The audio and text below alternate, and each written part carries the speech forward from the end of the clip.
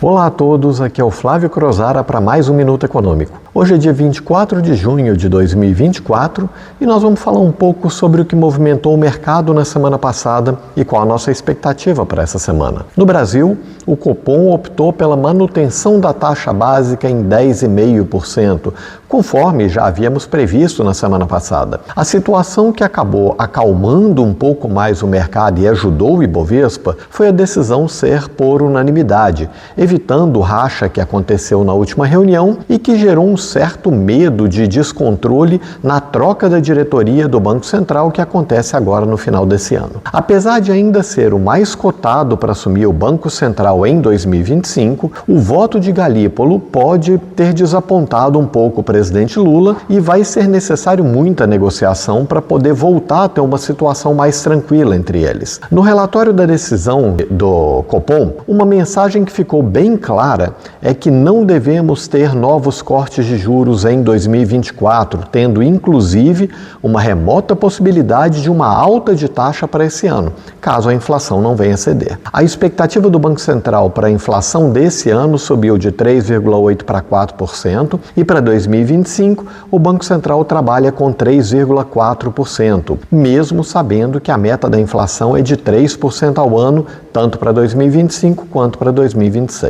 Todos os principais economistas saíram em defesa da decisão do Copom, indicando que esta é realmente a decisão mais madura e adequada para esse momento em que os cortes de juros que são desejados por Lula acabam atrapalhando mais do que ajudando, trazendo inclusive uma possibilidade de inflação com base no risco fiscal brasileiro. Esse risco fiscal já tirou muito dinheiro de investidores internacionais e pode piorar mais ainda, pois a Fitch, uma das 3 maiores agências de risco do mundo e que foi a única que melhorou a nota de risco do Brasil em 2023, já indica reavaliar essa nota devido à piora significativa do cenário desde julho do ano passado, com a entrega de responsabilidade fiscal muito inferior ao prometido. Com isso, o Ibovespa finalmente teve uma semana de alta, exatamente pela atuação do Copom, e subiu 1,4% na semana passada, fechando a 121.341 pontos. O dólar também em alta de 1,4%, cotado a R$ 5,43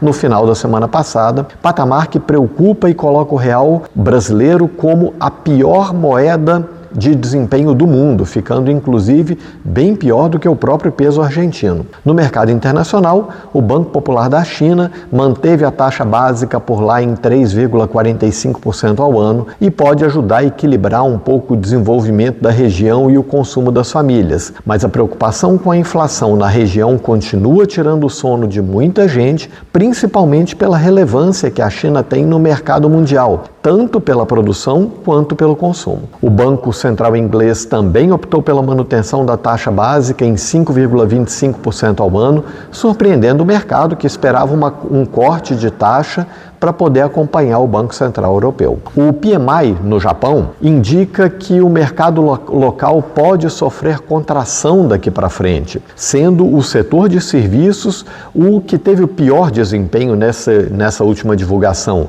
pois caiu de 53,8 pontos para 49,8 pontos. Lembrando que qualquer número abaixo de 50 pontos deve indicar uma contração no mercado daqui para frente. Nos Estados Unidos, em um movimento de realização de lucro, Nasdaq cedeu na quinta e na sexta-feira passada, devolvendo os ganhos que teve no início da própria semana passada, fechando praticamente estável. O mercado de semicondutores ainda continua forte por conta da inteligência artificial, mas alguns ajustes de valores que foram exagerados nos últimos dias podem trazer uma certa volatilidade para o índice, não só para essa semana, mas para os próximos 30 dias. Bom, por enquanto é isso. Força, sucesso, saúde para todos. Até o nosso próximo encontro. Obrigado.